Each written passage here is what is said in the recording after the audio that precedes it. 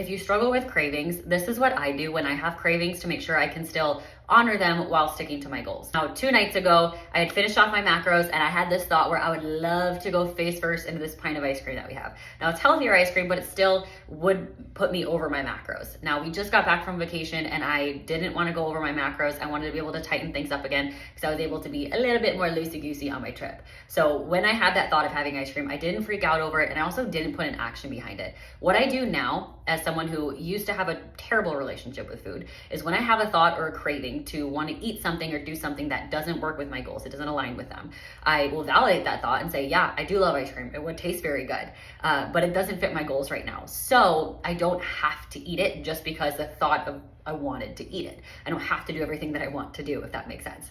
So from there, I even went a step further and I said, I'm probably gonna wanna have some tomorrow night too. Like I just love ice cream. That's the only treat that I will go crazy for.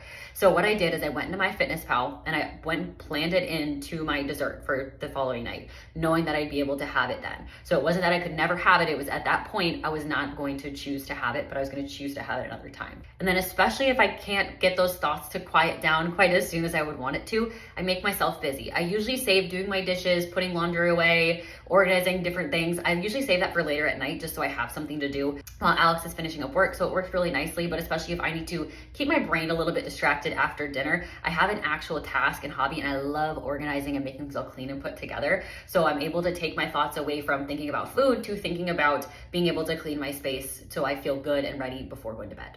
The thing that I always control thoughts around food too is clouds. You can either fixate on it and focus on it and make it feel like it's this big thing, or you could just recognize that it's there and just let it pass. And I choose when I have those thoughts and those cravings is to understand that I have those thoughts, know that it's normal, know that it's not bad, but also understand I don't have to put an action behind it.